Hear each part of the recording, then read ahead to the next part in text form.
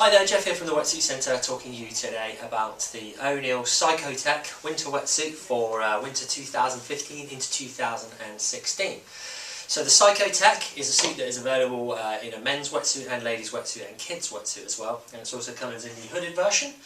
So various thicknesses, but essentially the same suit, either with or without a hood, and either sort of shaped for kids, men or for women. The PsychoTech is a new addition to the wetsuit range, the winter wetsuit range for this winter from ONeill. They've had a bit of a rejig with the whole sort of range. The Hyperfreak has become the zip-free Hyperfreak comp. You've now got the Psycho 1, which has become available in the Zen Zip back zip, but it's also in the chest zip. The PyroTech has pretty much basically become the PsychoTech, to sort of add it into the Psycho series. And then you've got the Psycho Freak, which is basically an amalgamation of the old Psycho Freak and the Psycho 3, borrowing technical features from both basically to make one suit. It's simplified the range and it makes a lot more sense basically. So you've got suits which kind of do different things. So Psycho 1 and the Hyper Freak is more about performance, and then the Psycho Tech is more about warmth, and so is the Psycho Freak. And then you've got the Psycho Freak in back zip or chest zip as well. So the PsychoTech wetsuit, I shall grab one and bring it a bit closer for you, is basically what the PyroTech used to be.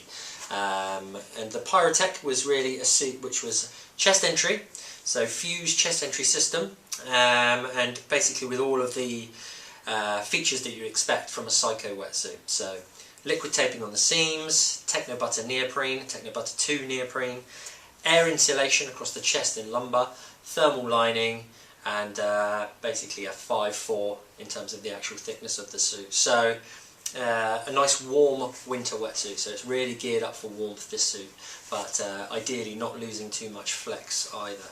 So a great winter wetsuit if you're looking for something that's a chest zip with the Techno Butter neoprene. This has been really popular. Okay, so running through the features top to bottom then basically. It's said before that the thickness of the neoprene, as with most of ONeill suits this year, is 5'4". So 5mm of neoprene on the lower regions around the core where you need more thickness to insulate you, and 4mm around the upper body and the arms where you need a bit more flexibility. Some suits or some companies go with a 5'3". 5'4" is going to do that a little bit more just to keep you warmer, okay, but obviously you might lose a bit more flex. So that gives loads of flexibility in the upper body. And a bit thicker in the lower body, but still a nice amount of flex. Okay, it's the Techno Butter neoprene. Now the Techno Butter neoprene has less cotton, so it makes it lighter, and it also makes it less absorbent and quicker to dry. Okay, because if you can imagine you've got less cotton within the actual lycra itself over the top of the rubber, it's going to make it lighter significantly, and it's also going to make it quicker to dry because it's going to hold less water and be less absorbent because there's less cotton as well, so it'll stay lighter in the water. So that's the Techno Butter neoprene. This is the Techno Butter 2, you can see that because it's lined with the whole purple material, which I'll turn it inside out for you in a second. And the Techno Butter 2, as opposed to Techno Butter 1, is a bit more resistant to the sort of Velcro grabbing onto the lining of the suit and baubbling it. It also holds onto less sand, which ultimately will keep it a bit lighter as well. So that's the Techno Butter 2 running the whole way through the suit, so obviously you'd expect that in the brand new suits. Moving further along the suit, some of the standard features, you've got the Duraflex knee pads, which is just a sort of very robust material specifically designed for wearing parts of the suit, so things like knees. And on the kids' Epics sometimes have that on the elbows just to stop them wearing through. Okay, so that's on both of the knees. The panelling of the suit, I'll show you around the suit. It's obviously very specifically designed to make sure that all the seams match and flow, the flow and the contours of a human body. So things like no seams under the arm where you need more flexibility. You've got one piece of neoprene. Any seams that are placed are in a sort of a V formation to make sure that they don't restrict the movement of the wetsuit. And they're all sort of down the side, not across any joints, to make sure that they don't restrict the movement of your body. So everything is thought out basically.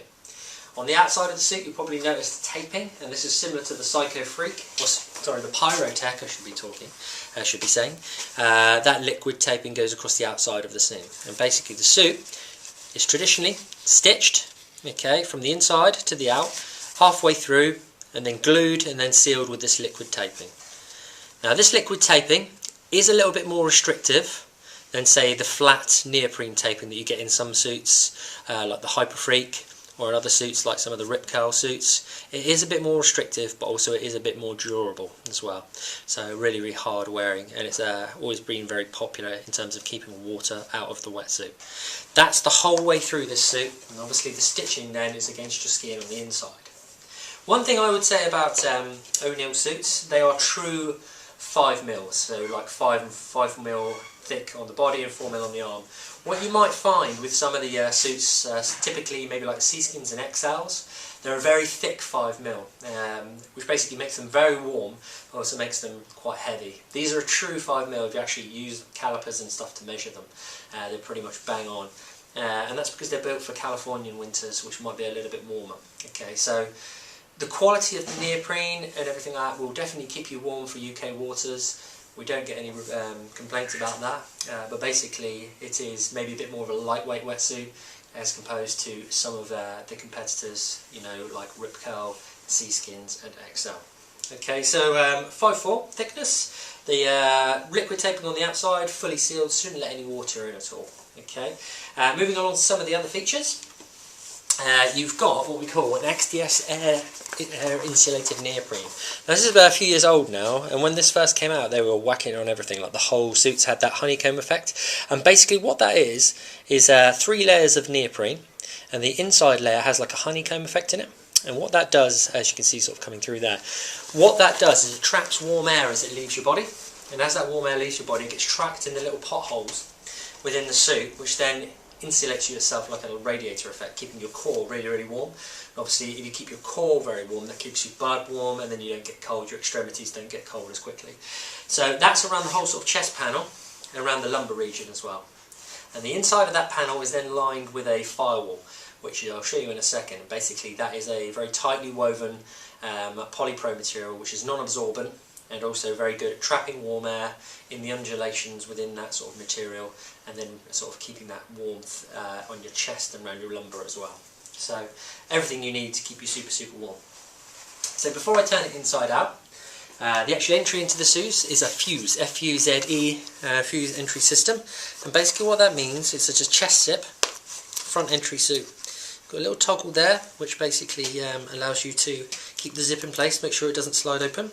A YKK zip, I believe. No, sorry, a PK zip with a code red zipper. Basically that means it's a waterproof zipper and a corrosion preventing zip, so it won't seize up or fall off anytime soon. Good quality products. And then any water that does come through the zip or up through the side or even through the collar, instead of going into the suit, the chest zip panel is actually sewn over the inside of the suit, the actual wetsuit itself. So the chest zip goes over the top. So it means any water that comes in through any of the entry points, which shouldn't be too likely, but obviously if you fall off at speed it will happen. Instead of going into the suit, it's met with this panel of neoprene, and then it's either flushed out through the side here, and then you've also got a drain hole around the back of the suit here as well, which is this funny little hole here, and then you've got one, I do believe, further down on the arms here. There we go. And that's not a hole. It's not their it's not a manufacturing area. That's basically to let water out of the chest zip system. Okay. That is basically the fuse entry system. So it's similar to the Zen Zip. The principle is that you actually sew the entry system over the top of the wetsuit, which means you've got the wetsuit protecting you, and then the entry system goes over the top to really completely seal it. And that's the fuse entry system. Okay, so that is basically a standard chest zip. Benefits of the chest zip is obviously it's better at keeping out water in some ways, because you have an unbroken seal around your collar, whereas with a back zip it has to be broken to obviously allow the velcro to stick down, and you don't have any zip on the back of the wetsuit to cause any restriction. You've just got basically completely free panels just to move unrestricted. So those are the benefits. Downsides of the chest zip, obviously a lot harder to get in and out of, because you're basically getting in through the neck piece. So if I turn the suit inside out, see what's going on inside, see what you get for your money. The price of all the ONeill suits have gone up this year due to sort of costs from China, where the suits are made, and obviously probably shipping and stuff like that. I'm not sure exactly of the ins and outs of it, but it's been a necessary increase. But not a huge amount. You're talking about sort of £10 on most suits, maybe a bit more on the real upper end suits. But still really good value for money, and I think that's pretty much the same with most of the manufacturers these days. It's a sort of general trend. Everything gets more expensive. It's kind of unavoidable, really. The suit then, inside out, all of that purple material is the Techno Butter 2 material. And that's that really lightweight, quick drying neoprene which doesn't hold on to any sand. Okay, you see again the minimal amounts of panelling on the suit. The only other thing that's worth mentioning is these panels here, the sort of grey panels on the lumbar. That's the inside of that XDS smooth skin that we mentioned before, and basically that's that tightly woven fabric that insulates you basically and dries very quickly. It's air insulated firewall they call it. So it's basically very light material. A bit closer for you. Extremely soft, extremely flexible, and really quick to dry. But also those sort of undulations in the material itself will act as an insulator, like a thermal underwear almost inside the wetsuit. So wetsuits these days basically are almost semi-dry. They're in hardly any water. Any water they do take on is wicked away from the body and out of the suit. And basically your own body here is just captured and used to keep you warm within the neoprene and within all the sort of like thermal properties as well. On the inside of the suit you've also got things like liquid taping around the chest, around the chest entry system as well, just to make sure that nothing falls apart and you do get a long shelf life out of the suit. That's everything essentially going on within the PsychoTech, which pretty much used to be the Pyrotech. There's a few changes like the firewall. It's a different type of firewall. Obviously you get the Techno Butter 2. But that's pretty much the same sort of suit really, the Pyrotech. It's moved a bit slightly, but it's essentially the same thing. Ladies sweatsuit, really nice looking suit. It's a 5'4" again, really similar, just basically shaped slightly different for women. You know, around the sort of bum and around the sort of hips, tapered more around the waist. The men's suit also comes in the 6'4". I believe that's a 6'4". This is the ladies one actually, the ladies hooded one, and that is a 6'4", so 6mm on the lower body and 4mm, and that comes with the inbuilt hood. With the peak, smooth skin hood to keep the wind off, got the toggle just to tighten it up and everything. Really good if you really feel the cold, you know, if you're surfing very cold water, like English water in a bad winter can get down to sort of 6 degrees, 6 or 7 degrees, so you're basically going to be wanting a very warm wetsuit, which this is in those sort of conditions. And obviously if you're surfing Scandinavia, Ireland, Scotland, North Sea, it does get quite a lot colder than the sort of the Channel in the southwest. 6'4", sorry, it's a 6'4" from the hooded version for men as well. Really nice wetsuit.